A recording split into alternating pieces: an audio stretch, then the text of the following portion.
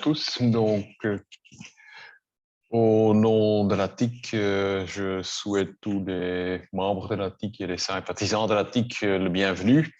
In naam van ATIC heet ik jullie allemaal welkom op deze webinar deze namiddag.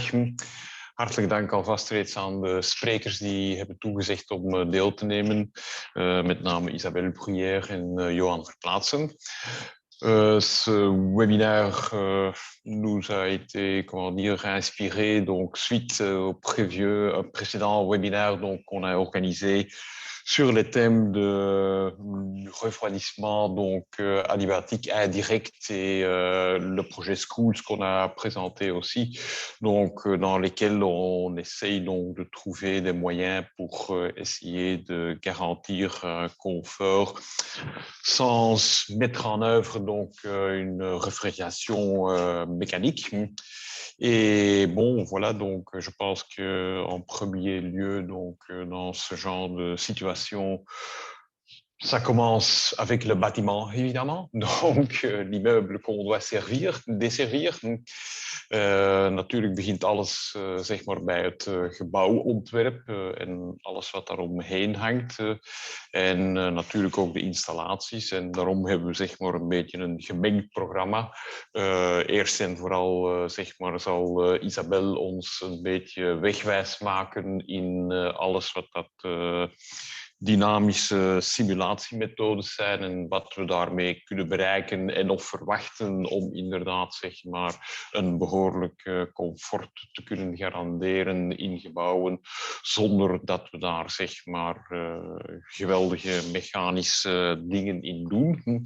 En aan de andere zijde hebben we zeg maar ook Johan Verplaatsen die dan zeg maar inderdaad een aantal systemen zal voorstellen die bestaan om zonder zeg maar inderdaad klassieke compressiekoeling en dergelijke meer zeg maar een behoorlijk comfort te kunnen garanderen.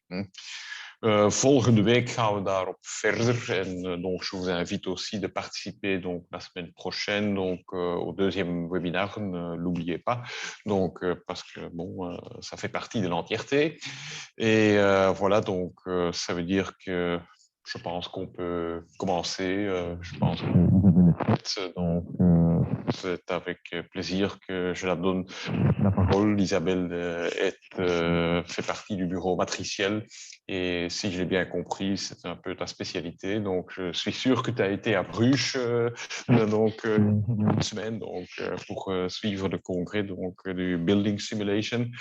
Mais donc, c'est avec plaisir que je te donne la parole et voilà, à toi, disons, le théâtre. Donc, voilà. Merci beaucoup. Je vais partager mon écran. Est-ce que vous voyez les slides?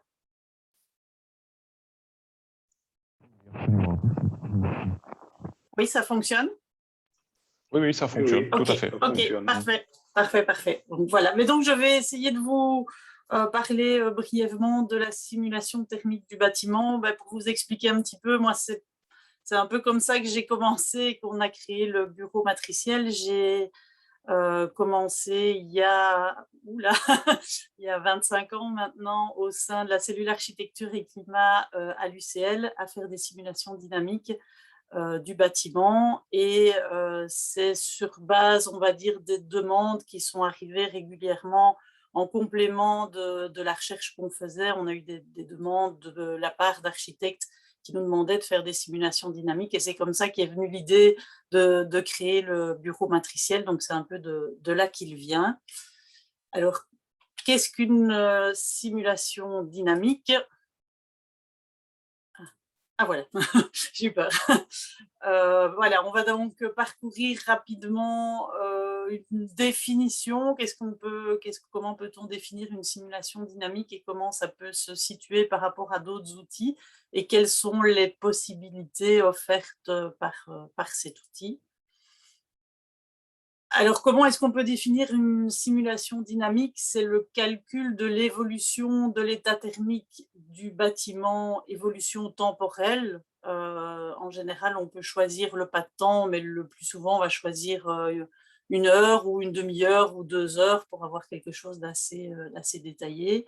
Sur base d'un modèle numérique détaillé, on va voir par rapport à d'autres modèles qui sont beaucoup plus simples et qui intègrent les différents comportements thermiques de ces composants, notamment la convection, la conduction, le rayonnement des parois, tout ce qui est ventilation, ventilation hygiénique, ventilation intensive, les apports solaires, les autres apports de chaleur qui vont être liés à l'occupation, donc les personnes, l'éclairage, les autres équipements informatiques et évidemment tout ce qui est chauffage, refroidissement, humidification, déshumidification, etc. Donc, normalement, ça intègre l'ensemble des phénomènes du bâtiment. Et c'est un outil d'aide à la décision. En tout cas, c'est comme ça que nous, on l'utilise. Ça peut donner des orientations sur l'architecture. Alors, on part de l'orientation, la compacité, les surfaces des ouvertures des fenêtres, même si voilà, par rapport à tout le poids que l'architecture peut avoir, en général, nous, ingénieurs, n'avons pas beaucoup d'impact sur ces premiers paramètres, mais après, on peut également réfléchir au niveau d'isolation, à la performance des fenêtres, aux protections solaires, etc. On va revenir dessus. Un outil d'aide à la décision aussi pour les techniques. Alors principalement, en tout cas de notre côté, de la façon dont on travaille, principalement les techniques qui influencent la demande d'énergie, parce que c'est dans l'évaluation de la demande que la simulation dynamique a vraiment son intérêt. Donc la ventilation hygiénique, la ventilation intensive, un puits canadien, une géothermie, donc plutôt les phénomènes de récupération de chaleur ou de fraîcheur. Après, derrière la demande, il y a un certain nombre de facteurs qui vont amener à la consommation qu'on peut ou pas intégrer dans la simulation dynamique en fonction de ce qu'on recherche. Alors, pour comparer un petit peu la simulation dynamique avec un autre outil, j'ai pris en parallèle le calcul PEB. Donc, on a parlé d'une simulation détaillée heure par heure. Eh bien, à l'inverse, si on compare avec la PEB, on va se retrouver avec une somme de consommation mensuelle et de production d'énergie primaire qui sont calculées sur base de nombreuses valeurs moyennes ou forfaitaires. Voilà, juste quelques exemples. Ce calcul se base sur la température extérieure moyenne mensuelle, sur une température intérieure moyenne, sur des débits de ventilation qui sont calculés en fonction du volume de l'unité, etc. Donc, un ou deux exemples d'hypothèses qui sont prises par la réglementation dans le calcul PEB. On a par exemple des profils d'occupation de bureau, c'est 8h, 18h, et l'enseignement, c'est aussi 8h, 18h. J'ai l'impression qu'on est plutôt, selon le type d'enseignement, peut-être plutôt 8h, 16h ou 8h, 17h. C'est un premier exemple. Un autre exemple, les températures de consigne de chaud et de froid et les températures moyennes qui sont prises en compte pour le calcul des déperditions. On voit dans le bureau, on a 21 degrés pour le chauffage, 25 degrés pour le refroidissement. En hébergement, la température de consigne pour le chauffage, c'est 19 degrés. Donc voilà, c'est des choses qui sont cohérentes dans certains cas, mais qui peuvent, dans certains cas particuliers, peut-être s'éloigner un peu plus de la réalité. Alors, je vais vous expliquer un petit peu l'outil que nous, on utilise, sachant évidemment qu'il y en a d'autres et que, voilà, qui sont certainement tout aussi valables. Nous, on travaille depuis le début sur l'outil Transys, qui fonctionne par module. En fait, on a un ensemble de modules complémentaires avec au centre le bâtiment. Donc, au centre, on a le bâtiment et puis on a un certain nombre de modules complémentaires qui vont définir la météo, l'infiltration du bâtiment, le chauffage et le refroidissement. Ici, on a la ventilation. on a tout ce qui est store et ombrage. Donc, on a différents modules qui vont définir les choses autour du bâtiment. Alors, pour définir ceci, on a différents types de modules, je vais dire. On a des modules qui sont prédéfinis à compléter. Hein, voilà, ça c'est un exemple de module pour un récupérateur de chaleur sur la ventilation. Et donc, on va pouvoir définir des températures d'entrée, de sortie, des efficacités de rendement, etc. Un autre exemple ici, on a un module qui définit l'évolution d'une température de consigne, par exemple de chauffage. Donc, on va pouvoir définir heure par heure quelle est la température de consigne qu'on veut utiliser. Enfin, on a en complément de ça des boîtes de calcul qui permettent simplement d'aller introduire quelque part des équations exactement qui vont modéliser, je vais dire, le comportement ou les régulations qu'on veut prendre en compte. Et donc ça, c'est la raison pour laquelle nous, on est toujours resté sur Transys, c'est cette possibilité d'aller vraiment adapter de façon fine le comportement qu'on veut modéliser par rapport à ce qu'on imagine être la réalité.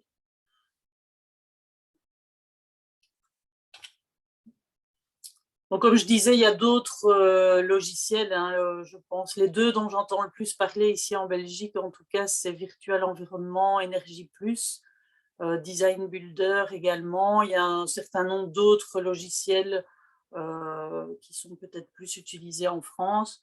Voilà. Nous, on s'est de temps en temps posé la question de passer à un autre logiciel peut-être plus user-friendly, parce que c'est vrai que celui-ci n'est pas non plus toujours le plus sympa, entre guillemets. Voilà, après, c'est vrai que de passer d'un outil à un autre, ça nécessite une formation, un écolage. Et donc voilà, pour le moment, on est sur Transys. Alors, qu'est-ce que ces simulations dynamiques vont nous permettre de faire ? La première chose, c'est la flexibilité par rapport aux données météo. Donc, en tout cas, dans Transys, on travaille avec un fichier Excel avec un ensemble de données de température, d'irradiation, d'humidité, etc. Donc, c'est dans un fichier Excel qu'on peut modifier si on le souhaite. Donc, on travaille, nous, en général, avec une année moyenne, c'est les points verts que vous voyez, qu'on a repris sur une base de données Météodorm et qu'on complète avec une année un peu complétée, je vais dire, avec une période de canicule et une période de grand froid, pour pouvoir examiner ce qui se passe dans ces cas-là. Alors, jusque maintenant, on travaille avec la canicule de 1976. Ça, c'est quelque chose qu'on va devoir revoir. Jusqu'il y a quelques années, on s'était renseigné, on avait analysé la canicule de 2003 avec pour conclusion qu'elle était assez semblable celle de celle de 1976, donc on était resté sur cette canicule. Mais voilà, on se rend compte depuis ces dernières années, ici c'est un graphique qui vient du site de l'IRM, et on voit que sur les 10 dernières années, je veux dire, il y en a 5 qui sont dans le top 10 ici. Hein. On voit qu'on a 2015 ici, 2016, ça allait encore, 2017, 2018 qui est pire que la canicule de 2003, et puis 2019 et 2020. Donc voilà, on va essayer dans les semaines ou dans les mois qui viennent de pouvoir avoir les valeurs de cette canicule de 2018 et donc de pouvoir introduire dans nos données météo cette canicule adaptée qui est à prendre en compte dans la façon dont on dimensionne les bâtiments.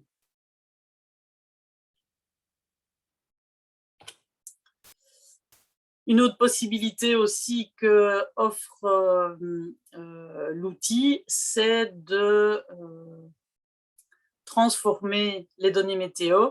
Ici, dans ce cas-ci, dans le cadre des études BREEAM, on doit faire une étude de confort dans une perspective de réchauffement climatique à l'horizon 2050. Et donc, on a retravaillé notre année moyenne en intégrant la canicule, en augmentant toutes les températures d'à peu près 1 degré, et on arrive en moyenne sur l'année à avoir une augmentation d'à peu près 1,5 degré, ce qui correspond pour le moment aux prévisions d'augmentation de la température. Voilà, on devra peut-être la revoir encore un petit peu à la hausse. Une autre possibilité dans l'outil, c'est de modéliser l'occupation du bâtiment au plus proche de la réalité. Voilà, quelques exemples. Ici, on travaillait sur une maison de repos où on a d'un côté l'occupation de locaux communs, l'occupation des chambres, par exemple. Un autre exemple, on va revenir plusieurs fois sur cet exemple, il s'agit d'une école supérieure où on a vraiment discuté avec les utilisateurs des profils d'occupation qu'on peut imaginer.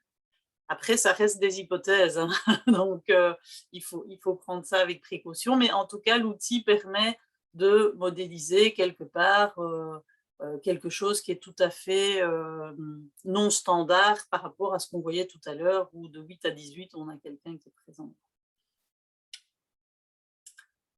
Pour les charges internes également, on peut s'adapter au plus proche de ce qu'on imagine que sera l'occupation du bâtiment. Et donc, dans ce cas-ci, on a des charges internes qui sont basses pour des bureaux individuels qui sont des grands bureaux avec un taux d'occupation faible.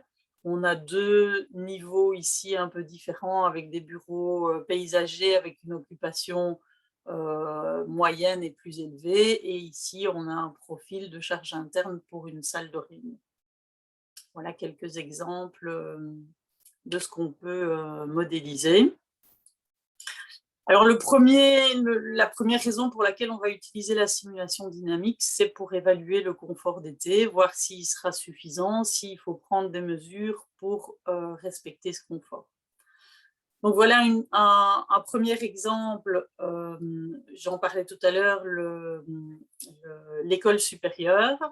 Et donc, on a modélisé les différentes zones. On a ici les caractéristiques des zones qui sont modélisées avec les surfaces, les températures de consigne, le taux de ventilation, la densité d'occupation, les apports internes. Donc, ça permet, quand on analyse les résultats, de se remémorer, tiens, oui, ok, celle-là, elle est occupée de façon intensive ou pas, avec beaucoup d'apports internes ou pas.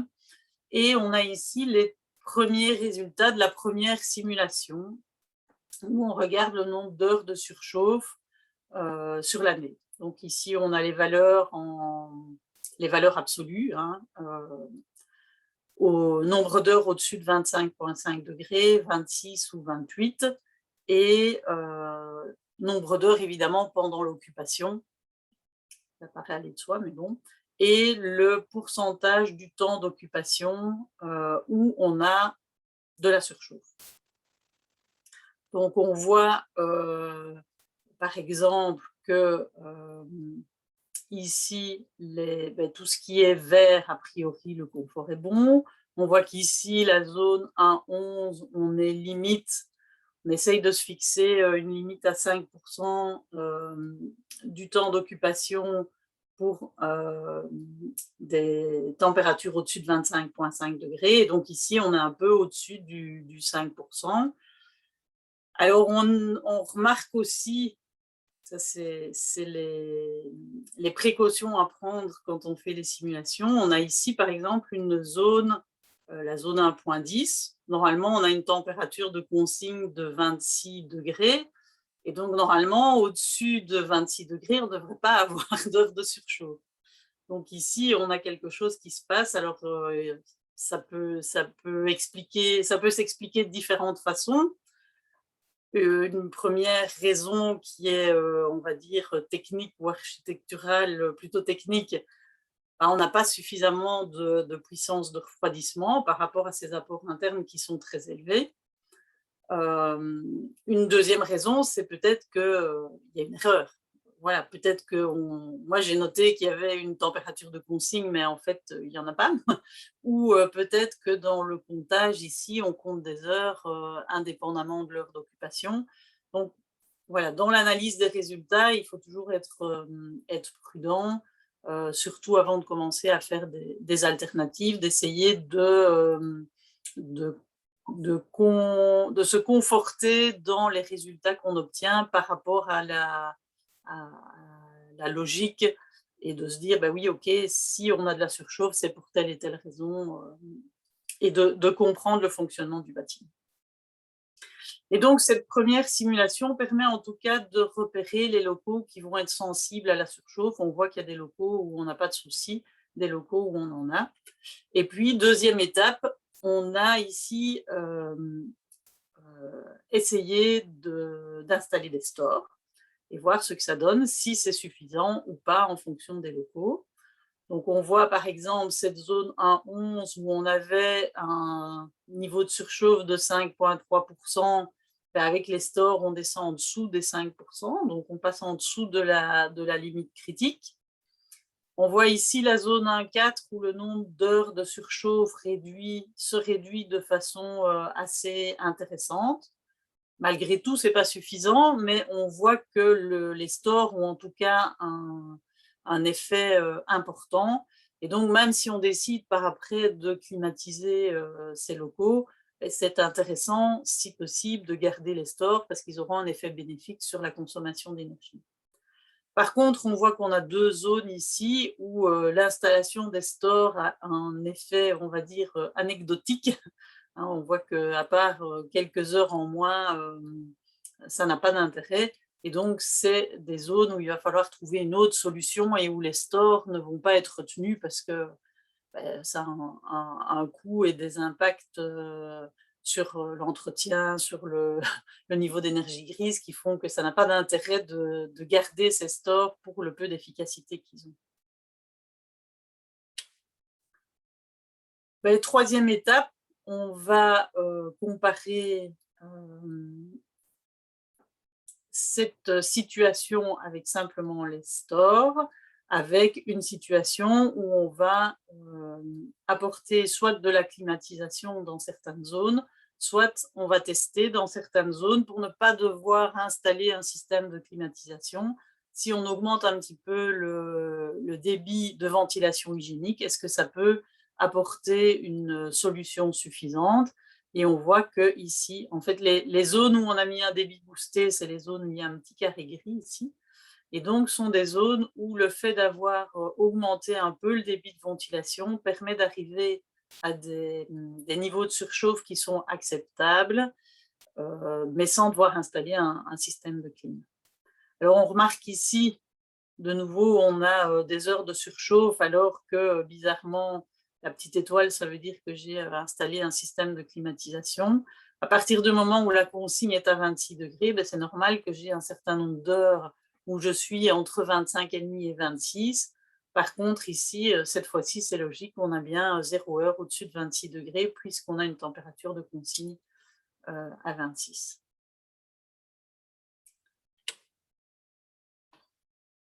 Alors, on est arrivé là, on se dit, tiens, ok, on en a prévu des stores partout. Mais bon, les stores, il faut les installer, les entretenir, les gérer, ça représente un coût. Et donc, on a voulu comparer cette solution avec store, avec une solution où le facteur solaire du vitrage serait encore un peu réduit. Donc, on était déjà à un facteur solaire de 0,4, qui est quand même déjà assez bas. Et on a voulu tester si on descendait au plus bas. On avait trouvé un vitrage qui gardait quand même une transmission lumineuse qui n'était pas trop mauvaise. Et donc, on s'est dit, OK, on pourrait descendre jusqu'à 0,29. Et donc, on a testé ça et on voit que dans certaines zones, le facteur solaire réduit est beaucoup moins efficace que les stores. Et à l'inverse, dans d'autres zones, le vitrage est plus efficace. Mais en effet, il y a des zones où on était avec des surchauffes acceptable, on n'avait pas prévu de store. À partir du moment où on change le facteur solaire du vitrage, on le change évidemment partout, ou en tout cas sur toute la façade pour un aspect esthétique. Et donc, il y a des endroits où on réduit le nombre d'heures de surchauffe grâce au nouveau vitrage. Alors, on a voulu tester l'impact que ça pouvait avoir sur les consommations. On voit que globalement, sur le bâtiment, le facteur solaire réduit est plus intéressant. Donc, on a des consommations de froid qui sont réduites. On était à 11,1, on passe à 10,2. Mais par contre, à l'inverse, on augmente les consommations de chaud. Comme on a un facteur solaire qui est plus bas, mais en hiver, on se prive d'une partie des apports solaires gratuits et donc on augmente la consommation de chauffage. Et donc, l'un dans l'autre, on arrive finalement à une consommation qui est un peu plus élevée. Alors, un peu plus élevée, mais de 2%, c'est pas énorme. Et donc, nous, suite à cette évaluation, nous, on conseillait plutôt de passer à cette solution de facteurs solaires réduits plutôt qu'au store. Voilà, c'est une solution qui finalement n'a pas été retenue parce que ce vitrage avec le facteur solaire plus bas avait une teinte, une couleur qui était un peu trop marquée dans l'aménagement urbanistique, et donc finalement la solution n'a pas été retenue, on est resté sur les stores. Mais voilà, c'était quelque chose qu'on voulait tester, quel était l'impact de cette solution sur la consommation. Alors, une autre solution qu'on va évaluer régulièrement pour essayer d'atteindre le confort thermique, c'est la ventilation naturelle. Donc, on a ici un exemple, on avait testé ça pour les chambres d'une maison de repos. On voit qu'en été moyen, on a la température qui reste en dessous de 25 degrés. Et puis, on examine ce qui se passe en période de canicule. On voit qu'on monte, entre guillemets, jusqu'à 26, 26,5 degrés, mais tout en restant plusieurs degrés en dessous de la température extérieure. Et donc, ça montre que cette solution peut être suffisante et qu'on n'a pas besoin de climatiser ces chambres. On avait fait le test également sur la haute école. Donc, dans certaines zones, on a prévu des ouvertures de fenêtres avec une façon, on avait imaginé une façon de pouvoir bloquer les fenêtres en position ouverte et avec une ventilation qui était considérée comme manuelle. Donc, on imaginait qu'on ouvrait entre 17h et 8h si la température intérieure était supérieure à 23 degrés.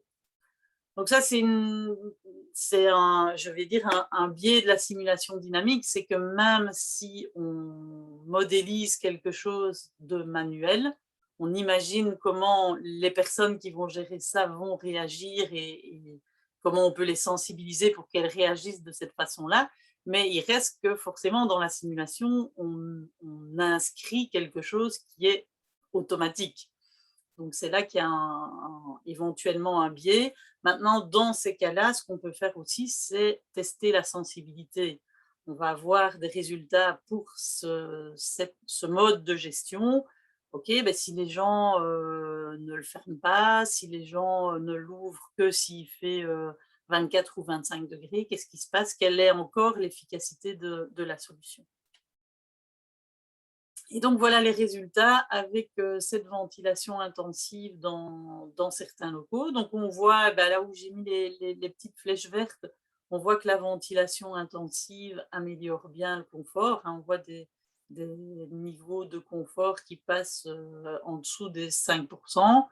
Par contre, d'autres endroits, on voit que ça a une certaine efficacité, mais malgré tout, ce ne sera pas suffisant. Il faudra quand même quelque chose d'autre. Et puis, il y a des zones comme celle-ci où on voit que ça n'apporte vraiment pas grand-chose. Voilà, ça dépend des apports internes, ça dépend des surfaces qu'on a prévues d'ouverture. Donc voilà, c'est comme ça qu'on peut décider à quels endroits ça vaut la peine d'intégrer des ouvrants ou pas et de mettre en place cette ventilation intensive. Alors, on sait que la ventilation naturelle, ce n'est pas toujours évident à intégrer dans un bâtiment. Il y a des contraintes de sécurité d'abord, de risque de courant d'air, de pluie, d'intrusion d'insectes. Et puis la difficulté de la gestion, soit on motorise et on automatise les ouvertures, ce qui présente un coût non négligeable et une gestion aussi avec des risques de panne, etc.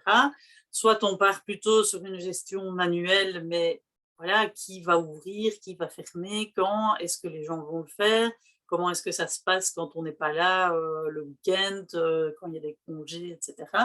Donc, c'est des questions qui se posent si on envisage une ventilation naturelle. Et donc, on se dit, mais tiens, pourquoi ne pas profiter du système de ventilation hygiénique qui est là en place pour faire cette ventilation plutôt que d'aller ouvrir les fenêtres, puisqu'on a quand même le système qui est là. Et donc, on a voulu tester de nouveau sur cette école l'impact d'un fonctionnement de la ventilation. On s'est dit, ben voilà, le système, il est là, on ne change pas son débit, et on imagine qu'on le fait fonctionner en continu en été. Est-ce que ça améliore le confort? Alors, ça améliore le confort dans une grande partie des locaux. Maintenant, ce n'est pas suffisant de toute façon pour assurer le confort d'été dans tous les locaux. Et puis surtout, on a regardé ici à nouveau l'impact que ça pouvait avoir sur la consommation d'énergie. Alors, on voit qu'il y a une réduction relativement légère de la consommation de refroidissement. On voit surtout qu'il y a une augmentation, évidemment, des consommations des ventilateurs, puisqu'on fait tourner non-stop, mais aussi une augmentation des consommations de chauffage, parce que la difficulté, c'est de se dire quand est-ce que j'anticipe une surchauffe éventuelle et je fais fonctionner la nuit, avec le risque que pour anticiper une surchauffe, on a fait fonctionner la nuit, on a refroidi le bâtiment et le matin, il faut le réchauffer. Et donc, on constate des consommations de chauffage plus importantes. Maintenant, voilà, si c'était une solution qui était retenue, il y a certainement moyen d'affiner la gestion de ce free cooling qui n'est pas très free pour que cette augmentation de consommation ne soit pas aussi drastique. Mais voilà, c'était une façon de montrer, d'expliquer au maître d'ouvrage que ce n'était pas la solution d'utiliser simplement le système de ventilation pour résoudre ce problème de surchauffe. Alors, ce qui est quand même intéressant, c'est qu'on a regardé ce que ça donnait en période de canicule. Si on se dit, tiens, ça améliore quand même le confort, peut-être que ponctuellement, faire fonctionner ce système la nuit peut apporter une amélioration du confort. Et donc, on a testé ici, on a une année moyenne d'évolution de la température ambiante. Donc, on voit ici, par exemple, pour ces 4 zones au centre de la période de canicule, on a 24, 25, 27 et 30 degrés en pointe, je vais dire. Et puis, on a regardé ce que ça donnait en période de canicule. Oui, je disais ici en canicule, mais non, c'est la période la plus chaude de l'année moyenne, je vais dire. Et puis, on a regardé ce que ça donnait en période de canicule. Et non, c'est pas juste ce que j'en ai. C'est pas juste. Dans les deux cas, on est en période de canicule. Dans le premier cas, dans ce cas-ci, on n'a pas la ventilation en continu. Et dans ce cas-ci, on l'a. C'est là qu'on voit l'intérêt. Donc, on passe d'une situation de base où on ne fait pas fonctionner la ventilation en continu, où on monte à des températures de 26 à 31. Et par contre, en faisant fonctionner la ventilation en continu, on arrive à diminuer de 1 à 2 degrés la température de pointe. Et donc, ça montre que cette ventilation mécanique en continu peut apporter ponctuellement une solution en période de canicule. Un autre test qu'on fait de temps en temps et qu'on a fait ici dans le cadre d'une crèche passive, on a voulu voir ce qui se passait en termes de confort d'hiver, parce que c'est vrai qu'on parle plus souvent du confort d'été, mais il y a aussi la question du confort d'hiver. À partir du moment où on chauffe sur l'air, on a donc une puissance de chauffage qui est limitée, qui en général est plus limitée que si on installe des radiateurs. Et on a voulu voir ce qui se passait en termes de relance dans le cadre de cette puissance de chauffage limitée. Et donc, on voit ici l'occupation. On a chaque fois les 5 jours et puis ici l'inoccupation du week-end. Et on voit qu'après 2 semaines de vacances, par exemple début janvier, après les congés de Noël, et on voit qu'on met quand même 2 à 3 jours à atteindre de nouveau la température de confort de 21 degrés. On voit que le week-end, dans ce cas-ci, la relance se fait bien et qu'on n'a pas de soucis. Voilà, les premières semaines, c'est un peu plus compliqué, et puis ici, ça se passe bien.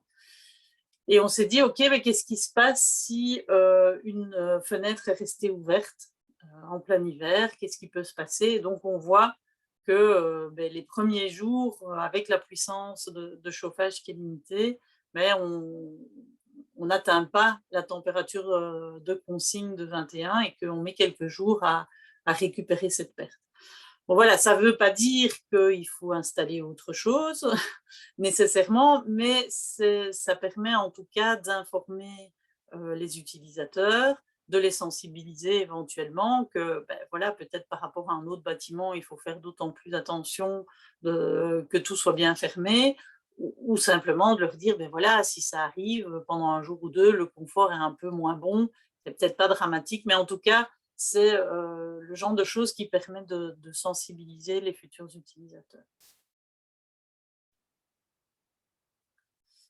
Alors, un aspect intéressant aussi de la simulation dynamique est de pouvoir calculer différents éléments du confort local. C'est notamment des éléments qui sont demandés dans le cadre de la certification BREEAM pour l'évaluation du confort. Et donc, il y a plusieurs facteurs à étudier par rapport à l'inconfort local, le courant d'air, les différences entre la température entre la tête et les chevilles, le sol chaud ou froid et la symétrie de température de rayonnement. Donc, on voit ici sur le graphique, on a en ordonnée le pourcentage d'insatisfaits et en abscisse l'asymétrie de rayonnement qu'on peut voir.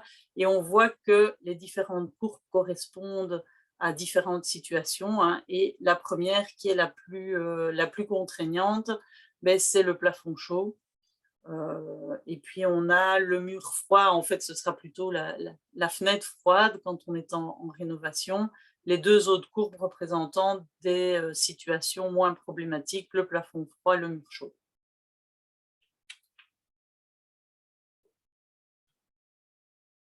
Et donc voilà les objectifs qui sont visés pour la certification BREEAM.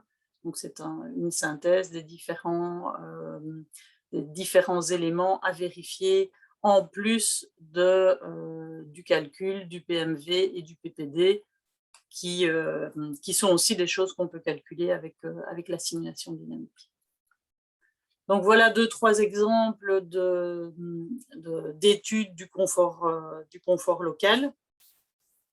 Donc dans ce cas-ci, on a chaque fois, on ne calcule pas le confort local de toutes les zones qu'on étudie. On prend les deux ou les 3 qui sont les plus critiques par rapport à ces questions-là. Donc par exemple ici, si on regarde la température du sol, on a regardé notamment, c'est celui où on a les différences les plus importantes, le local qui a la plus grande surface sur parking. Un autre exemple, asymétrie de rayonnement des fenêtres. On voit ici, on est dans un bâtiment neuf, donc on est largement en dessous du delta de 10 degrés, qui est la limite de confort.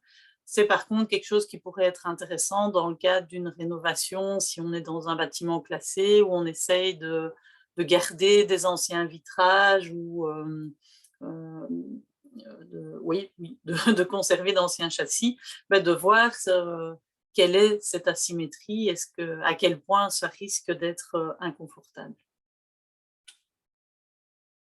Ici, j'en parlais tout à l'heure, le plus critique quand on fait ce genre d'études, c'est le delta de température avec les plafonds chauffants.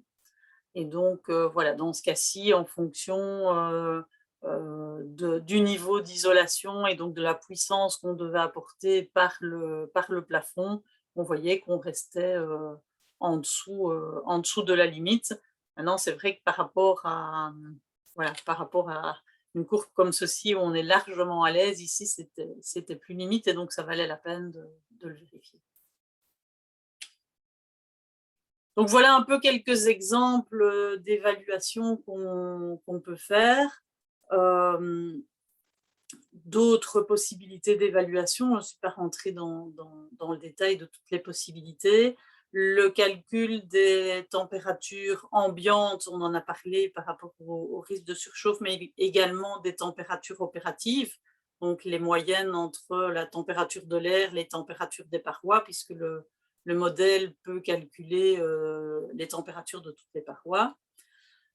On l'a un petit peu abordé, l'impact du comportement des utilisateurs sur le confort ou sur les consommations, parce que c'est aussi quelque chose qu'on peut envisager. On a parlé ouverture, fermeture des fenêtres, ouverture des stores aussi, gestion des stores pour le confort, mais aussi les températures de consigne. On peut, grâce à la simulation dynamique, sensibiliser aussi le maître d'ouvrage sur la dérive que peut avoir la gestion des températures de consigne. Je montrais tout à l'heure qu'un système de ventilation peut entraîner des surconsommations importantes et donc à un certain moment, on a envie de dire, mais plutôt qu'un système, je vais dire, difficile à gérer de ventilation, mettons plutôt un bon système de climatisation qui est bien géré et qui apporte juste le froid qu'il faut au bon moment. Mais par contre, il faut être attentif, c'est que dès que la température de consigne évolue, les consommations qu'on a estimées qui étaient peut-être pas très importantes pour le refroidissement peuvent assez vite devenir beaucoup plus conséquentes si au lieu d'avoir une consigne à 26 degrés, on descend à 23 ou à 22, comme c'est le cas dans certains bâtiments. Quoi d'autre encore? On a déjà testé aussi l'impact d'une gestion de la ventilation en fonction de la présence. Hein, en général, c'est quelque chose qu'on propose, mais voilà, ça permet de chiffrer, de démontrer l'intérêt d'un tel système. On en a parlé, les indices PMV et PPD pour le calcul du confort. Ça permet aussi de calculer et d'optimiser les besoins de chaud et de froid pour dimensionner des sondes géothermiques. C'est une possibilité aussi de calculer l'impact d'un puits canadien. Bon, nous, on n'a jamais eu l'occasion de le faire, mais en tout cas, c'est quelque chose qui peut être fait, notamment dans Transys et j'imagine dans les autres logiciels aussi. L'impact de l'inertie aussi, c'est vrai qu'on a parlé de ventilation naturelle. Pour que ce soit efficace, il faut qu'il y ait une certaine inertie et donc on peut montrer aussi aux architectes, voilà, à partir du moment où on remet un faux plafond, un faux plancher partout, mais le système qu'on avait prévu ne fonctionne plus et donc ça se calcule aussi. Voilà un peu quelques exemples. En conclusion, pour moi, la simulation permet en tout cas de comparer des solutions, d'informer le maître d'ouvrage, l'architecte, de mesurer l'importance relative de différents paramètres et surtout de prendre des décisions. Par contre, voilà, je voudrais mettre en garde, pour moi en tout cas, ça ne permet pas vraiment d'estimer les consommations réelles. Rien que sur les quelques exemples que j'ai donnés, je parle de paramètres, d'hypothèses qu'on prend. On essaye de s'approcher au mieux de la réalité, mais il y a tellement de paramètres qui vont influencer sur la consommation. On a parlé des apports internes, la présence, les équipements, l'éclairage, forcément la météo réelle qui va inévitablement s'écarter de notre fichier quel qu'il soit. La gestion des équipements techniques, on a parlé des consignes, mais aussi des horaires, voilà, de toute la façon dont on peut gérer les équipements et puis du comportement des usagers. Donc, ça fait énormément de paramètres qui sont pris en compte.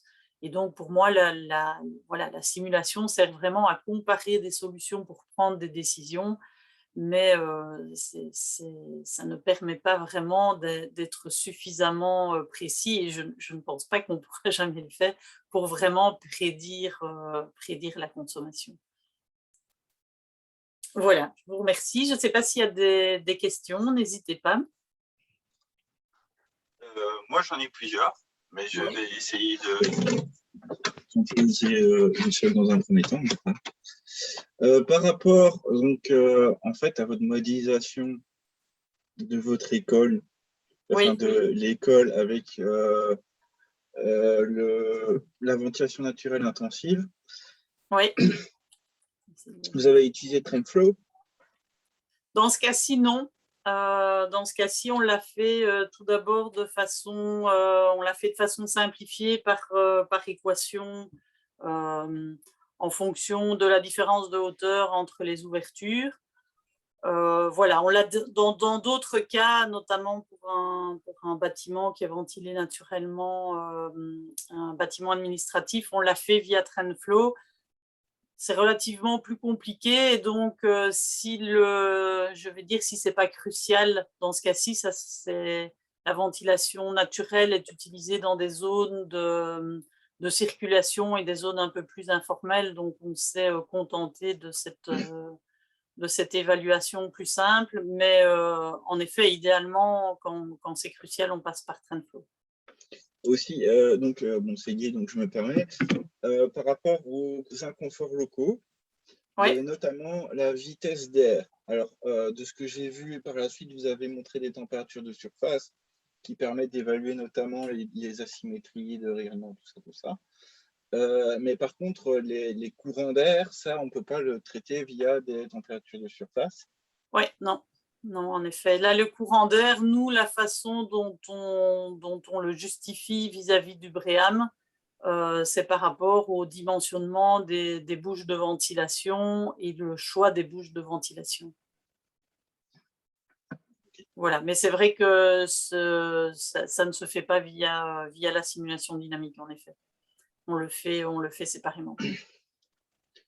Alors, je vais me permettre une dernière question, mais très rapide. Vous avez parlé des canicules et des températures et des climats projetés. Ça, vous avez contacté l'IRM pour ça?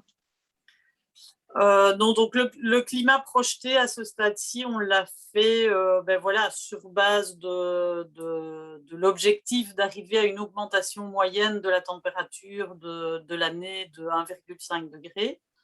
Maintenant, entre-temps, par rapport à j'essaye de retrouver le slide, mais il était tout début.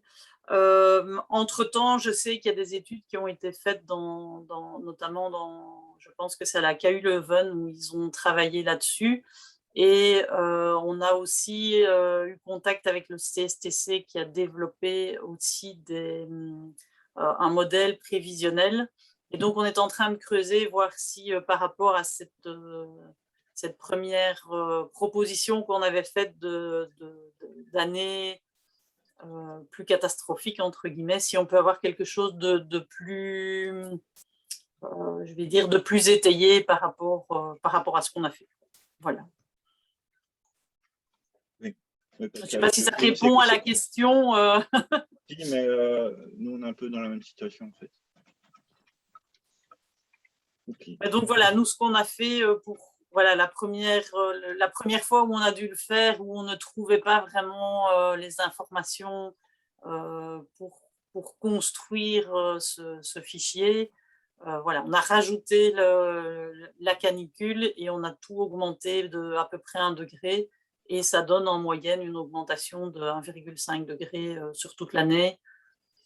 Donc voilà, pour le moment, ça a été accepté par le BREEAM, mais c'est vrai qu'on est conscient que c'est un peu une approximation de notre part et on essaye d'étayer ça avec des éléments un peu plus construits, on va dire. Ok. Y a-t-il encore des questions pour Isabelle? Et, si je peux me permettre, oui. Oui, Bon, donc on constate que, voilà, pour le moment, donc on dit qu'on ne peut pas prévoir les consommations réelles parce qu'il y a trop de paramètres incertains au départ. Par contre, on utilise ces simulations pour comparer différentes solutions possibles et pour faire des choix. Évidemment, c'est un peu dangereux déjà ça. Ça veut dire que si on n'est pas très sûr de la prévision, ben, les comparaisons sont aussi évidemment délicates. Mais est-ce qu'il n'y a pas une énorme frustration pour tous les bureaux d'études du fait que le dossier existe? On a représenté le bâtiment, on a représenté les équipements, on a fait plein de calculs autour de cela. Donc les modèles sont là disponibles. Et puis le bâtiment entre en exploitation. À ce moment-là, on connaît les données climatiques auxquelles il est réellement soumis. On connaît l'occupation auquel il est réellement soumis. On connaît les charges internes parce qu'on peut mesurer les consommations électriques et le tas de recoupement. Et ce n'est pas une énorme frustration qu'on ne puisse pas faire l'effort à ce moment-là de vérifier ce que le bâtiment consomme et ce qu'on croyait qu'il consommerait en connaissant toutes ces choses-là. Et pour progresser un peu, ce n'est pas un peu frustrant de passer en autre bâtiment et de ne pas savoir du tout si les prévisions qu'on avait faites étaient significatives ou non. Voilà. Alors, deux éléments peut-être. D'abord, vous dites, en effet, c'est vrai que si les paramètres, si les hypothèses qu'on a prises ne sont pas bonnes, les décisions ne seront pas bonnes non plus. Et donc, c'est là qu'il faut être aussi critique par rapport aux hypothèses qu'on met en place avec le maître d'ouvrage. Dans l'exemple, par exemple, de l'école, on a posé plusieurs fois, est-ce que vous êtes conscient que les apports internes les hypothèses qu'on fait en termes d'apports internes sont assez élevées et donc risquent de mener à des solutions peut-être coûteuses. Et donc, à plusieurs reprises, on a fait des tests de sensibilité pour dire, regardez, si on est dans ce cas-là ou si on est dans ce cas-là, les décisions ne sont pas les mêmes. Mais en effet, c'est vrai qu'il peut y avoir un risque et qu'il faut en être conscient. Après, concernant l'évaluation des consommations et le suivi des consommations grâce à la simulation, c'est vrai que c'est tentant et je pense qu'il y a des bureaux qui essayent de mettre ça en place. Et c'est vrai que si on y arrive, ça peut être en effet un outil efficace pour comparer les consommations à un modèle et pouvoir comprendre le mieux possible d'où viennent les éventuelles dérives pour les corriger. Donc, en effet, c'est quelque chose qu'on pourrait mettre en place.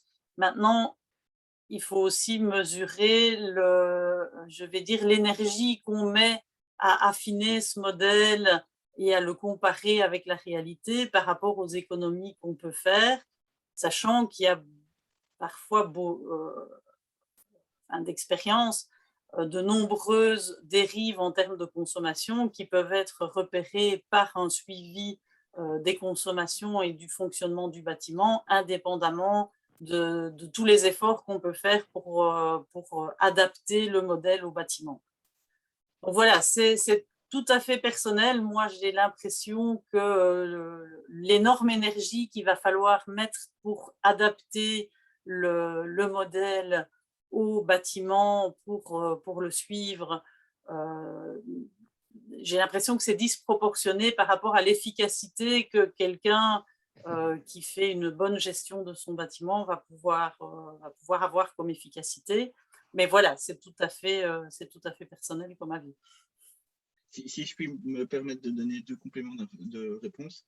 La première, c'est que déjà, on ne connaît pas, enfin, ce que vous dites, un poil faux, c'est qu'on ne connaît pas les vraies occupations, puisque, par exemple, si on prend des bureaux, il y a des gens qui sortent en réunion, etc., des gens en congé. On ne va pas forcément aller chercher les fiches techniques de tous les ordinateurs pour aller vérifier ces puissances. Par contre, votre question, là, vous pouvez la poser à l'UCL, parce qu'eux, ils ont vraiment fait ça, où ils ont une espèce de maison, entre guillemets, ils ont une maison un peu factice, dans laquelle ils gèrent tous les paramètres et ils comparent ça à leur simulation dynamique. Donc cet exercice-là a été fait par l'UCL. Ok. Ok, merci beaucoup. Donc, voilà, Isabelle, merci de votre présentation. Donc, je suis sûr qu'il y a encore beaucoup de questions. J'en avais noté aussi, mais bon, par respect pour le temps, je vous demande, allez, on va stopper ici. Donc, et on va donner la parole Johan Verplaatsen. Donc, si Johan est prêt pour partager son écran, alors je lui donnerai avec plaisir donc la parole. Dus Johan, graag. Johan Verplaatsen is trouw, zeg maar, inderdaad de volgeling van Attic. En we mogen ook altijd op hem rekenen voor zeg maar, cursussen. Misschien dat er onder jullie zijn die al les hebben gekregen van Johan. Dus Johan, ik zou zeggen, start jij maar. Dan luisteren we graag naar jouw uiteenzetting over de systemen. Oké, dank u wel Joris. Dank u wel ook Isabel voor de zeer goede uiteenzetting rond dynamische berekeningen van gebouwen. En dat heeft aangetoond dat het zeker bij hittegolven niet simpel is om het klimaat of het comfort in het gebouw te behouden. En zeker als daarbij gesteld wordt dat we dat willen doen zonder koelmiddelen, zonder fluorhoudende koelmiddelen. Natuurlijk, er zal waarschijnlijk geen systeem zijn dat 1 op 1 die systemen kan vervangen. Waar de oplossing wel ligt, is in optimalisaties en vooral in synergieën.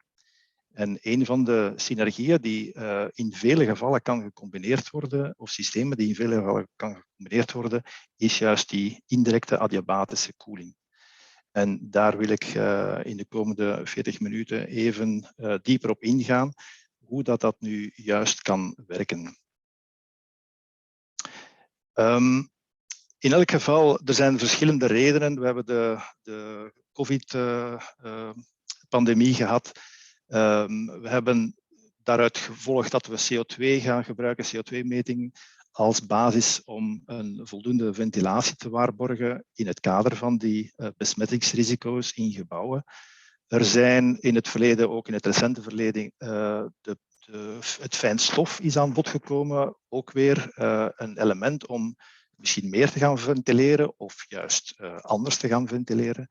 Er zijn verschillende ministeriële besluiten geweest. Enfin, in elk geval, in vergelijking met de bestaande PEB-regelgeving, waar men nog spreekt van 28 kubieke meter per uur, is in een aantal gevallen voor kantoorgebouwen dat bijna verdubbelt en gaat men naar 54 kubieke meter per uur. Dat betekent natuurlijk een serieuze meerinvestering, een hogere kost aan investering, maar tegelijkertijd ook een extra opportuniteit als we die lucht in de zomer juist kunnen conditioneren en dus via de ventilatielucht ook extra koeling kunnen gaan garanderen. Dus dat hoeft niet echt een extra last te zijn voor de volledige koelinstallatie. En daardoor kunnen we in de winter natuurlijk, het hoger luchtgebied gaat in de winter extra energie kosten. Gelukkig worden de gebouwen meer en meer geïsoleerd, blijft de warmte meer en meer in het gebouw zitten. En is er zelfs in de winter, zo niet al in het tussenseizoen, nood aan een soort van vrije koeling. En is die impact op de verwarming van die verse lucht redelijk beperkt. Ook mede dankzij de systemen, de warmteterugwinningssystemen, die telkens maar aan rendement winnen. Dus hoe gaan we dat nu aanpakken? Een systeem bouwen dat zonder koelmiddelen toch in staat is om het comfort in een gebouw te vrijwaren. Wel, als we dan gaan kijken naar de natuur, wat zien we dan? Het lichaam, het menselijk lichaam en ook dieren, die koelen zich af door het creëren van een dunne laag vocht, zweet, op de huid. Belangrijk ook is daarbij om het efficiënt te maken dat de warmte langs de achterkant van die laag water moet komen en niet langs de voorkant. Dat heeft te maken met de gelijktijdigheid van warmteoverdracht en stofoverdracht. De warmteoverdracht en de stofoverdracht, namelijk de damp, die moet in dezelfde richting gaan en niet in tegenstelde richting. Ik leg dat straks nog verder uit. En ook belangrijk is, dat weten we allemaal, de luchtsnelheid is belangrijk. Dus er moet voldoende luchtstroming zijn over die waterlaag om voldoende afkoeling en voldoende verdamping te kunnen creëren. Als we dat schematisch weergeven, zien we dus... ik ga even... Zo, klopt dat? Zo, zien we dus een dunne waterlaag hier onderaan. De warmte komt langs onderen, dus dat is dan eigenlijk de huid, of in ons geval gaat het natuurlijk niet de huid zijn, maar een systeem, een warmtewisselaar. Daarboven ligt een zeer dunne laag waterdamp. En die waterdamp moet dan getransporteerd worden in de lucht, dus we hebben daar luchtsnelheid nodig.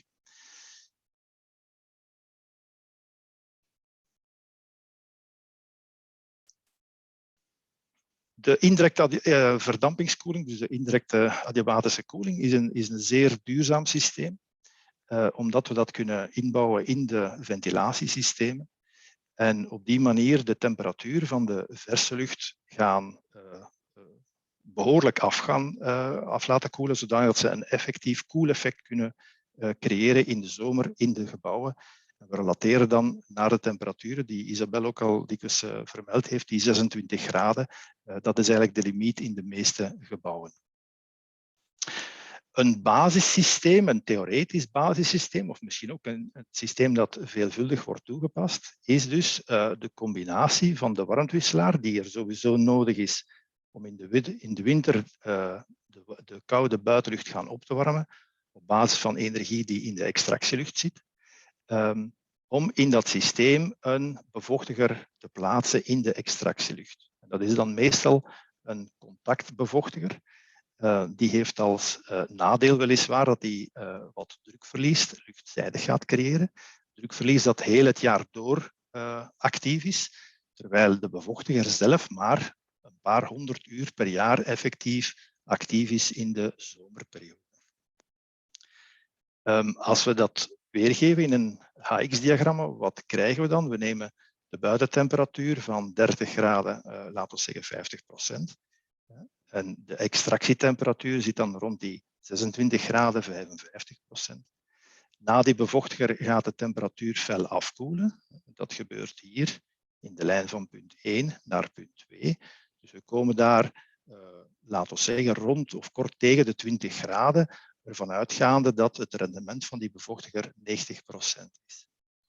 En op die manier, die lucht van 20 graden is nu in staat om die lucht van 30 graden voor te koelen. Het rendement van die recuperator, laten we aannemen dat dat een zeer goede is, met 80% rendement, dan halen we 22,3 graden in de pulslucht. Dat is het theoretisch model en ook hetgeen dat dikwijls in de praktijk wordt gebruikt. Als we daar nu de vermogens bij zetten, dan het effectief koelvermogen dat gerealiseerd is het totaal koelvermogen, dus tussen de verse lucht en de uiteindelijk toegevoerde lucht. En dat is in dit geval voor 10.000 kubieke meter per uur lucht, is dat 26,5 kilowatt, laten we zeggen. Terwijl het meerverbruik voor die ventilator, die dan die 150 pascal extra moet produceren, is iets van een 640 watt. Natuurlijk, die 640 watt, die is gans het jaar door. Dus eigenlijk moeten we gaan rekenen hoeveel kilowattuur verbruikt die bevochtiger over het ganse jaar en hoeveel kilowattuur produceren we uiteindelijk netto in koeling met die bevochtiger.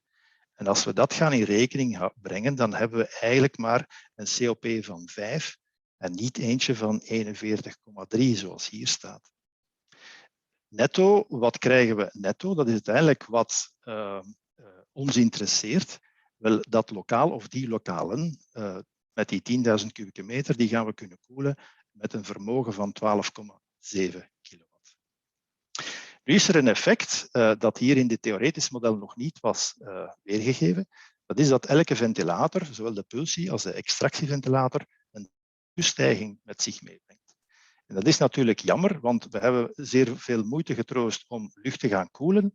En dan gaat die ene ventilator die temperatuur opnieuw laten stijgen met 0,6 graden.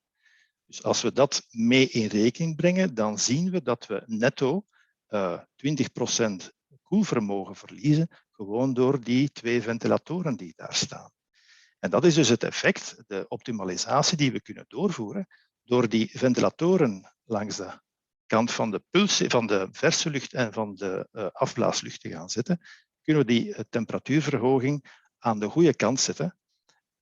Maar natuurlijk, die recuperator die wordt dan aan een hogere drukverschil tussen de twee luchtstromen onderworpen. Dus dat kan oplopen tot 1500 pascal en meer. Dus dat is toch wel even een zorg en kijken of die recuperator dat wel aan kan. Als we die optimalisatie doorvoeren, dus die ventilatoren aan de andere kant zetten, dan zien we dat we op een paar 100 watt na terug bij dat oorspronkelijke theoretische model gekomen zijn en winnen we het verlies deels terug.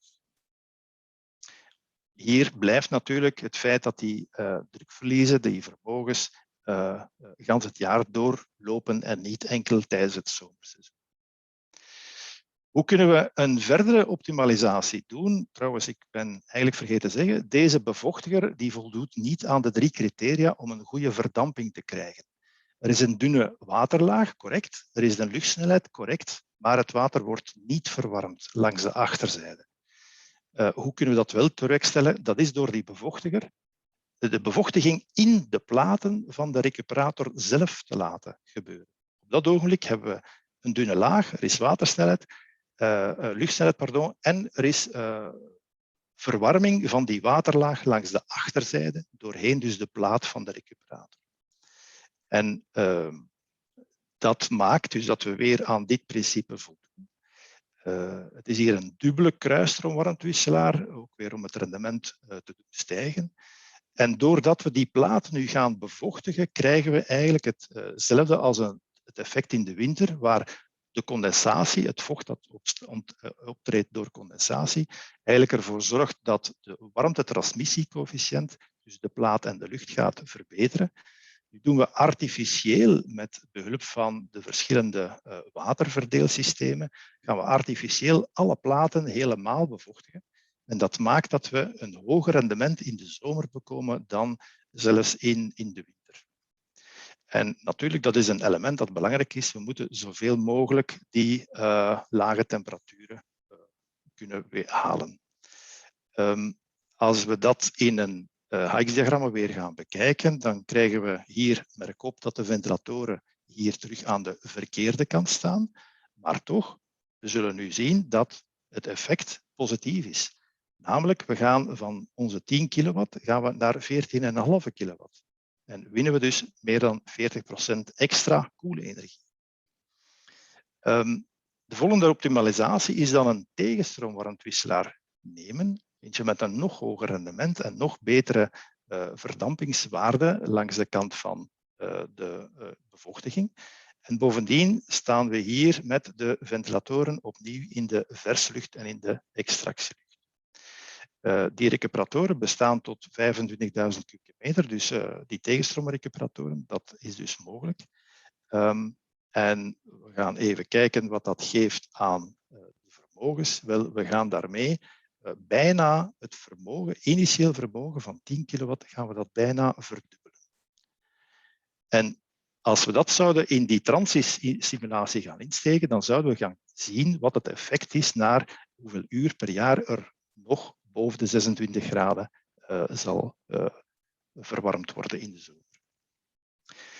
Een volgende optimalisatie is eigenlijk de toevoeging aan die adiabatische koeling van een dauwpuntskoeling. Dus werkelijk, we proberen die pulsietemperatuur, die toevoertemperatuur, te laten dalen tot het dauwpunt van de verse lucht. En dus niet naar de natte boltemperatuur van de extractielucht. Hoe gaan we dat realiseren? Wel, hier in de extractie, dat is vrij eenvoudig, gaan we eigenlijk 3 kleppensectoren bijplaatsen. Waarmee dat we nog altijd de klassieke indirecte adiabatische koeling kunnen realiseren door deze klep te sluiten. Deze blijft gesloten, deze ook. En de lucht gaat dus op de gewone weg er doorheen. Even kijken of ik dat hier wegkrijg. Ja. Als de temperatuur in de ruimte dan echt te hoog wordt, dan gaan we deze tweede weg openen die we nu gecreëerd hebben. En de extractielucht gaat enkel de laatste sectie van die recuperator doorstromen. En wordt dus de adiabatische koeling, de primaire adiabatische koeling, alleen in het rechterdeel van de recuperator doorgevoerd.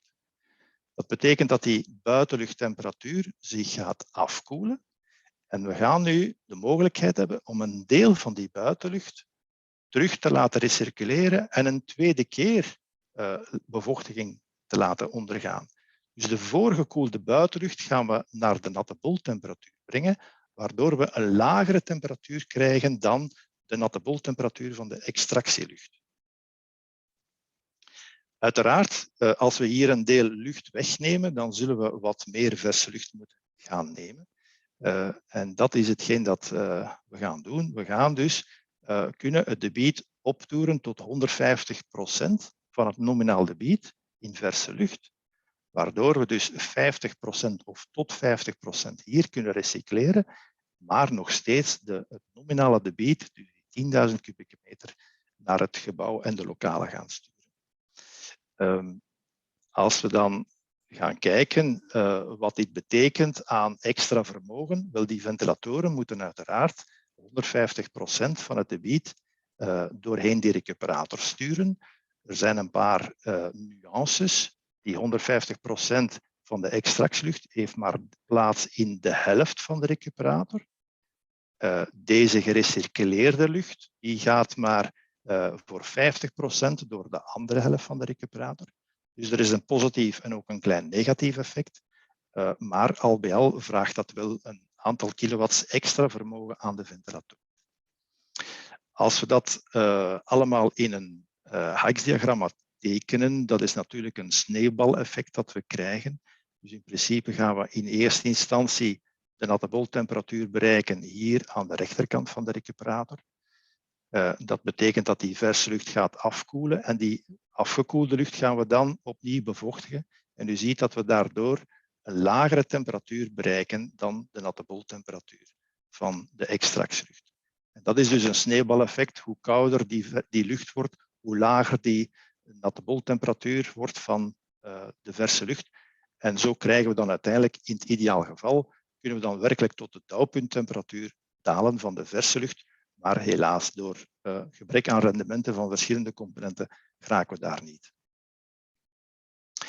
Netto geeft dat we tot 116% van het vermogen kunnen leveren in vergelijking met onze klassieke opstelling met indirecte adiabatische koeling. Als we nu gaan kijken, we hadden het daarnet ook over de hittegolven die in 1976 en 2018, ze komen frequenter en heviger voor de laatste jaren, dat weten we allemaal. Als we gaan kijken, wat gebeurt er nu bijvoorbeeld bij 35 graden buitentemperaturen? Hoe presteert dan het systeem? Wel, zien we dat we nog altijd temperaturen halen in de toevoerlucht van 19 graden. U moet u zich dat voorstellen, dat gewoon door het verdampen van wat water lucht gekoeld wordt van 35 graden naar 19 graden toevoertemperatuur.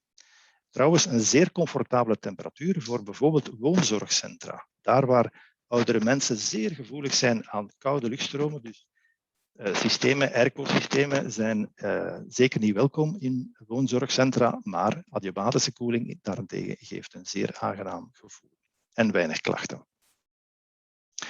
U ziet dat uiteraard het totaalvermogen een heel stuk stijgt, maar we blijven dus zelfs met koudere temperaturen, maar dat komt omdat de vochtigheidsgraad van de verse lucht bij hittegolven meestal iets lager ligt dan in het gewone geval. Dat is toch wel een belangrijke vaststelling, dat dat een zeer robuust systeem is. Dus het mag echt wel zeer warm zijn en we blijven die 19 graden toevoertemperatuur behouden. Dit is ook in een real test case, in een bestaand gebouw gerealiseerd. Dus u ziet hier, ik denk trouwens dat dat in 2018, maar het is in 2016 de meting gebeurd is. In het begin van de dag hebben we dus de gewone adiabatische koeling tot ergens die temperatuur in de ruimte de 24 graden overschrijdt. Dan start het dauwpuntskoelingssysteem, waardoor je dus ziet dat de temperatuur van de toevoerlucht opnieuw gaat dalen. En in de namiddag blijft die temperatuur buiten maar stijgen tot en met de 37 graden. En we zien dat we in de ruimte nog altijd zeer comfortabel zitten bij net iets boven de 26 graden op het einde van de dag. Ondertussen zijn we dan al 5 uur voorbij. Hoe zit dat nu met het verbruik van water, hoor ik heel dikwijls. Wel, dat is perfect te berekenen uiteraard. Op een typische zomerdag verbruiken we iets van een 720 liter water voor een debiet van ongeveer 10.000 kubieke meter. Dat zou een kantoorgebouw kunnen zijn waar bijvoorbeeld 240, 250 personen zitten. Dus eigenlijk zeggen we dat is slechts 3 liter per dag en per persoon dat we gaan verbruiken. Als we dat gaan vergelijken, en dat mag natuurlijk ook regenwater zijn of andere, dat hoeft geen drinkwater te zijn. Als we dat gaan vergelijken met een klassiek systeem, waar we een gebouw voorzien van een extern koelaggregaat, dat uiteindelijk elektrisch wordt gevoed, die elektriciteit moet getransporteerd worden met minstens 10% verliezen. Uiteindelijk komt dat van een elektriciteitscentrale. Wel, om dezelfde hoeveelheid koelvermogen in dat gebouw te produceren, komt uiteindelijk in die centrale, in die elektriciteitscentrale, ook damp tevoorschijn aan de koeltorens en wordt daar evengoed ongeveer dezelfde hoeveelheid water wordt daar verdampt. Maar bovendien wordt nog CO2 en NOx en andere zaken uitgestoten. Dus er is eigenlijk geen nood om, waarom zouden we dat water of die omweg maken via de vele elektriciteitscentrales en infrastructuren. Gaan we stilaan naar de combinaties en daar is geothermie een interessante combinatie om een gebouw op een passieve wijze en zonder koelmiddelen te gaan koelen. Het systeem is al bekend. Via de koude in de bodemlagen gaan we fris water in gesloten circuit gaan ophalen en dat doorheen koelplafonds of koelbalken gaan sturen om zodanig het gebouw koel te houden. Dat niet alles via de verse lucht of de ventilatielucht moet gaan komen. Daar zijn al heel veel realisaties van, ook onder andere de combinaties van geothermie met adiabatische koeling. Zoals hier SolarWind in Luxemburg. Als we zeggen koelplafonds, dan denken we meteen, of dan moeten we meteen denken aan ontvochtiging. De lucht die we in het gebouw brengen mag zeker niet beginnen condenseren op het koelwater dat we dan uit de bodem halen. En dat betekent dat we moeten gaan zoeken naar manieren om die lucht voldoende droog te houden. En het nadeel met een adiabatisch koelsysteem is dat geen enkel systeem bij machten is om lucht te gaan ontvochtigen. Dus moeten we een tweede stap nemen en een andere combinatie zoeken met andere technologieën, maar met de bedoeling om nog altijd een synergie te hebben waar het effect 1 + 1 = 3, dat principe kan aangehouden worden. Als we gaan ontvochtigen met condensatie, dan willen we lage temperaturen. En als we lage temperaturen willen, dan denken we aan koelmiddelen, maar in dit geval mag het dus geen milieubelastend koelmiddel zijn. Wel, ik vergelijk hier 2 mogelijke systemen. Dat is een koelgroep op basis van adsorptie en R718 als koelmiddel, zijnde gewoon water. En een echte koelgroep met een turbocompressor, ook op basis van water als koelmiddel. Geen enkele andere, geen CO2 op hoge drukken enzovoort. Een tweede manier zou zijn bijvoorbeeld door chemische droging, dus adsorptie of absorptiesystemen met chemische droging. Die 2 behandel ik hier in deze korte sessie niet. Dus het principe 1 + 1 moet meer zijn dan 2, in dit geval zal aangehouden worden. Het eerste systeem dat we gaan bekijken is dus een combinatie adiabatische koeling met een adsorptiekoelgroep. En, we gaan kijken wat dat de opportuniteiten zijn. Wel, het is volledig geïntegreerd. We hebben al adiabatische koeling, dus in de luchtgroep kunnen we eigenlijk de koeltoren, die normaal gezien buiten op het dak moet gaan staan om de warmte van dat koelproces af te voeren, die zit mee in de luchtgroep. En door het feit dat we die koeltoren eigenlijk baseren op de temperatuur en de condities van de extractielucht, die in de zomer in elk geval een lagere natte boltemperatuur leveren dan de buitenlucht, wil dat zeggen dat de temperatuur van dat koelcircuit, waar de warmte wordt aan afgevoerd, lager ligt. En dus dat de efficiëntie van die adsorptiekoeling ook een stuk hoger ligt dan in het klassieke geval met een externe koeltoren. Uiteraard, wie zegt adsorptiekoeling heeft nood aan een warmtebron en liefst een warmtebron die gratis is, zoals de WKK's of zonne-energie of misschien stadsverwarming enzovoort. Dat heb ik al verteld. Hoe werkt dat nu? Wel, er zijn die adsorptiekoeling, degene die wij dan hanteren, bestaat uit 2 kubussen. Hier zijn ze samengesteld in die rode rechthoek. Dat zijn dus 2 afzonderlijke kubussen. Daarin zit geen enkel mechanisch beweegbaar element, geen kleppen, geen motorische kleppen, geen pompen, helemaal niks. En zijn dus volledig luchtdicht en worden eigenlijk onder vacuüm getrokken. In deze kubus zitten dan 2 batterijen, klassieke batterijen, koelbatterijen, dus met ribben en pijpen.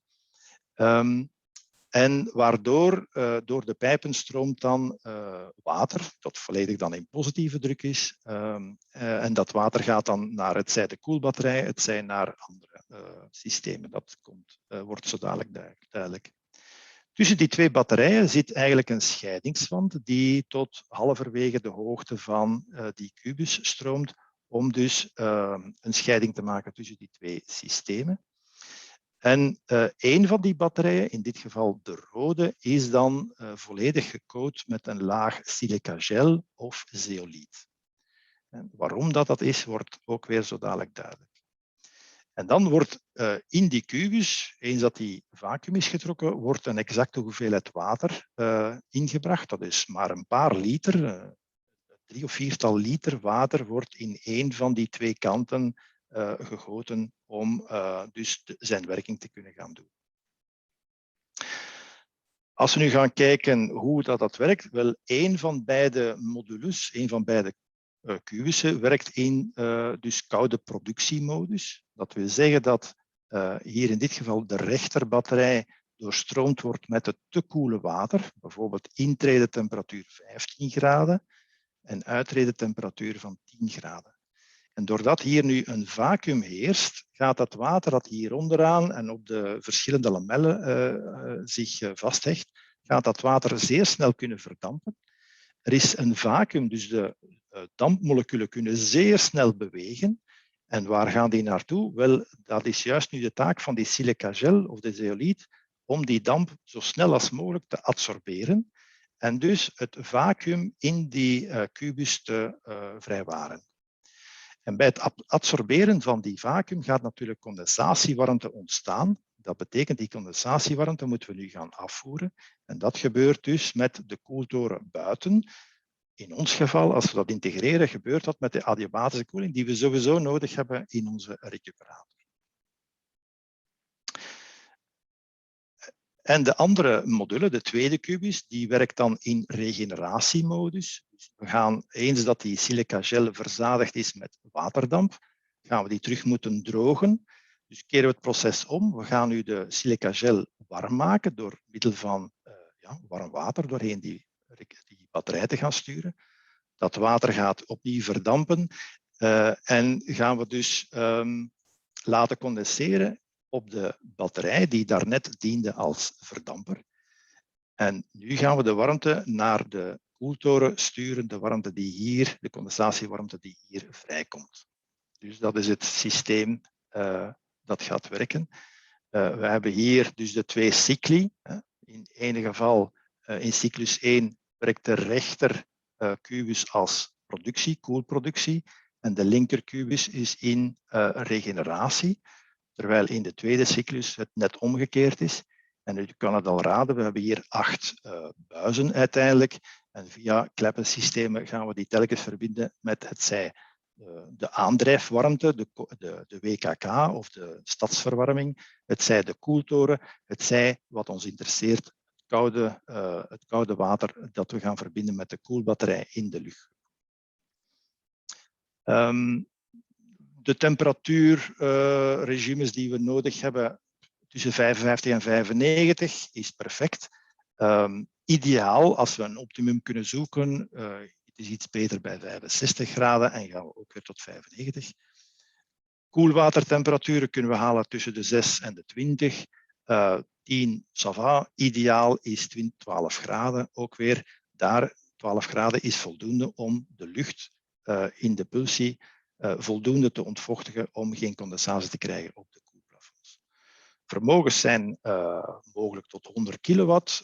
Ideaal, daar is ook 60 kilowatt ook weer. Dankzij de adiabatische koeling die al heel veel werk gedaan heeft vooraf, moet de adsorptiekoeling enkel zorgen voor het drogen van de lucht en niet zozeer meer om temperatuur te gaan laten dalen.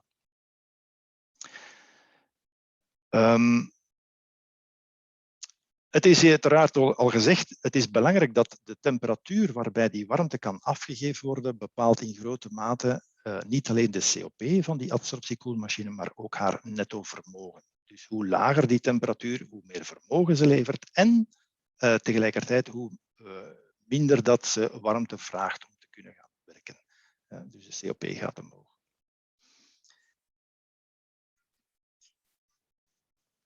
Zo.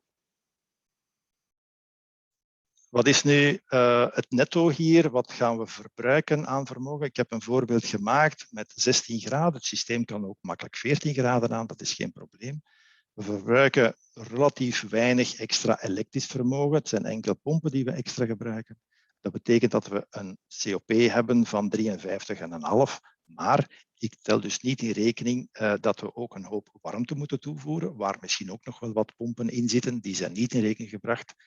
En de COP, de thermische COP van dergelijke systemen ligt 0,5, 0,55. Daar ligt dat ergens. Dus dat is zeker een mogelijkheid om lucht te gaan voldoende drogen om te kunnen combineren met koelplafonds. Temperaturen tot 14 graden zijn mogelijk. De extra plaats in de luchtbehandelingstoestel, in het ventilatiesysteem, is zeer beperkt. Dat betekent ook dat de technische ruimte in vergelijking met een aparte koelmachine, dat daar het plaatsverbruik zeer laag is. Een tweede combinatie die zeker interessant is, is het werken met een echte koelkring, met een turbocompressor. Ook weer daar zijn dezelfde ideeën. We werken met water. Water is natuurlijk bijna kosteloos als koelmiddel vergeleken met alle andere. Het is ook totaal onschadelijk. Ik heb ook geen enkele gespecialiseerde koeltechnieker of gecertificeerde koeltechnieker nodig, want het is gewoon water, dus dat valt volledig buiten de volledige regelgeving. Ook hier weer gaan we de rechterdeel van de recuperator gebruiken als geïntegreerde koeltoren. Ik heb dus extern aan het gebouw geen enkele koeltoren of draaikoeler nodig. Alleen als we vergelijken met een klassiek koelsysteem, waar we dus een compressor hebben die koelgas gaat comprimeren, waar we die laten condenseren, dan laten expanderen en hier weer laten verdampen. Als we hier nu denken van ik ga dat met water doen, dan komen we bedrogen uit. En dat om een heel aantal redenen. Zo werkt het absoluut niet. Een van de redenen is dat damp zo veel plaats neemt, dus zo licht is, dat we gigantische buizen zouden hebben om heel die waterdamp te laten transporteren. Dus het ei van Columbus is eigenlijk dat we de verdamper, de condenser en de compressor in één component gaan gieten. En de idee is dat we gewoon het koelwater doorheen, laten we maar zeggen, de compressor zelf gaan sturen, of tenminste de blok waarin hij in zit. En het is voldoende dat slechts 1% van dat water dat hier stroomt, dus je moet hier denken dat we onze koelbatterij aangesloten hebben, slechts 1% van dat water moet verdampen om een delta-T te creëren van 6 graden. En de turbocompressor zorgt ervoor dat hij een zeer kleine drukstijging geeft en dan laten we die damp weer condenseren op de waterkring van de koeltoren, zeg maar. Hoe dat in de praktijk werkt? Wel, hierboven zit de motor met de turbocompressor. Hier onderaan creëren we een soort van paddenstoel, een champignon. Dus het water komt daar binnengestroomd bij vrij hoge snelheid. Hier heerst een bijna vacuüm, dus de verdamping gaat zeer snel. het is die turbocompressor die een zeer kleine luchtdrukverhoging moet doen, orde grootte 2000 pascal. En die damp die zal hier dan in een soort van beregeningssysteem, dus al het koelwater wordt hier naar boven gepompt, valt naar beneden en zorgt ervoor dat de dampmoleculen daaraan kunnen hechten en dus snel gaan condenseren. Condensatiewarmte komt vrij, dus dat is warm water dat we eigenlijk naar onze koeltoren moeten gaan sturen. Die turbocompressor is eentje met een permanent magneetmotor. Die draait trouwens aan zeer hoge snelheden. We spreken over 88.000 toeren per minuut draait die turbocompressor. Voilà. Dus dat zijn de twee circuits die dan uiteindelijk buiten komen. Een laagtemperatuur en een zogenaamde hoge temperatuur circuit, waarbij dat die hoge temperatuur nog vrij moderaat is. Hier nog eens even weergegeven waarom slechts 1% verdamping. Wel, 1% van 1 kilogram water geeft dan ongeveer 25 kilojoule warmte. En 25 kilojoule warmte die kan alleen maar van dat resterende water komen. En dat geeft dan eigenlijk die ongeveer 6 graden temperatuurdaling in dit geval. En waarom een turbocompressor? Wel, het ding moet maar 2000 pascal druk verhogen, maar vergeleken met klassieke compressoren enorme volumes verzetten. Het is bijna een ventilator. We spreken over honderden kubieke meter per uur die eigenlijk gecomprimeerd moeten worden. Met dit systeem kunnen we ook weer makkelijk temperaturen van 14 graden halen, dus om de lucht voldoende te gaan drogen. Heel die turbocompressor is onderhoudsvrij. Dat zijn keramische lagers die daarin zitten. Een zeer compacte motor, juist omdat hij zo snel draait, kan hij een hoog vermogen leveren zonder een groot volume aan te nemen. Volledig traploos regelbaar. Ongelooflijk stil. Je hoort hem echt niet, omdat eigenlijk alles supersonisch is, laten we zeggen. Men hoort het niet. Er zijn ook geen trillingen te voelen, dus eigenlijk qua comfort ook nog een stukje voordelen. Hier ook, als we dat systeem gaan integreren in een bestaande luchtgroep. Dit is eigenlijk de turbocompressor met verdamper, condenser geïntegreerd. Hier vlak onderaan zitten een paar pompen. De koelbatterij die tegelijkertijd in changeover de verwarmingsbatterij is in de winter. Dus ook daar weer sparen we plaats in vergelijking met het klassiek systeem. Afzonderlijke luchtgroep, bijkomende chiller en eventueel nog een koeltoren buiten op het dak. Dus zeer efficiënt op het gebied van plaatsverbruik. Ook. Als we het vergelijken met het klassiek systeem, waar deze turbocompressor als standalone zou gebruikt worden, vergeleken met het geïntegreerd geheel, waar we een lagere temperatuur voor de afgifte van de warmte kunnen garanderen, zelfs bij hittegolven, dan presteren we in termen van EER en COP nog altijd beter dan het klassieke systeem. Ondanks het feit dat dit systeem 14 en zelfs nog iets lager kan, zelfs naar 12 graden, heb ik ter vergelijking ook 16 graden genomen. En nu zien we natuurlijk de echte COP van 9,9, laten we zeggen een 10. We zien ook dat die compressor uiteraard vermogen vraagt, maar alleen dan als het echt nodig is. In de zomer of in de winter, pardon, gaat er geen extra vermogen gevraagd worden. En dus kunnen we hiermee bijna garanderen dat in combinatie met geothermie en deze extra systemen, het zij adsorptie, het zij turbocompressoren op basis van water, bemachtigd zijn om een gebouw comfort te garanderen zonder gebruik van de klassieke koelmiddelen. En dat zijn meteen de conclusies. De klimatisatie van gebouwen is perfect mogelijk zonder het gebruik van gefluoreerde koelmiddelen. Maar dat we combinaties moeten zoeken, meestal met geothermie, adiabatische koeling en dan nog een bijkomend systeem voor de luchtdroging. Dit was het misschien in iets verhoogd tempo om binnen de tijdslimiet te blijven. Als er vragen zijn, dan wil ik die graag beantwoorden.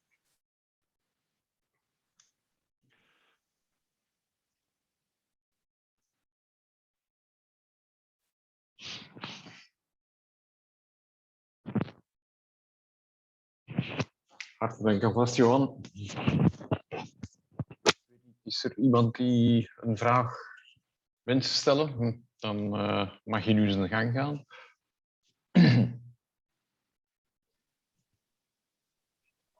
Moet allemaal heel duidelijk zijn. Ah, toch? Oui. Ja. Oui, je peux poser la question? Oui, Oui, allez-y. Oui, merci pour la présentation.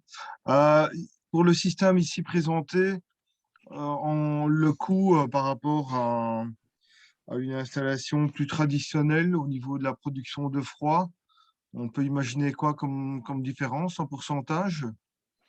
Ça dépend beaucoup de la puissance même et du débit d'air qu'on veut refroidir de cette façon.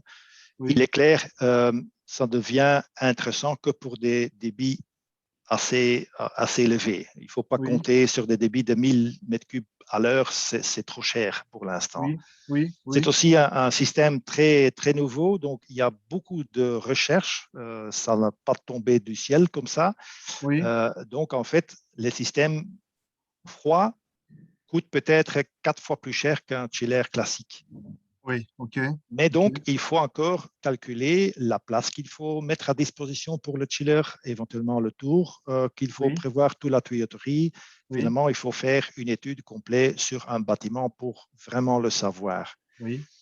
Je pense qu'un débit de 10 000 m3, c'est un minimum. Donc, c'est vraiment pour des grands bâtiments. Oui. Et donc, vous disiez, parce que je n'ai peut-être pas non plus tout compris, que il y a déjà des installations existantes ou bien on est encore en prototype? Il y a déjà on a testé pendant des années avant de sortir avec ce produit. Il faut aussi connaître les systèmes, il faut connaître les limites, etc. Oui. Il y a déjà quelques installations qui ont été faites en Belgique. Ce n'est pas encore le cas pour le turbocompresseur. Mais il y a de plus en plus de demandes parce qu'il y a plusieurs villes qui limitent vraiment l'utilisation de réfrigérants, notamment au Luxembourg. Vous mettez un bâtiment, il limite la quantité de frigorigène est limitée par exemple à 50 kg et pour le reste, atterrez votre plan pour résoudre le problème. D'accord, ok.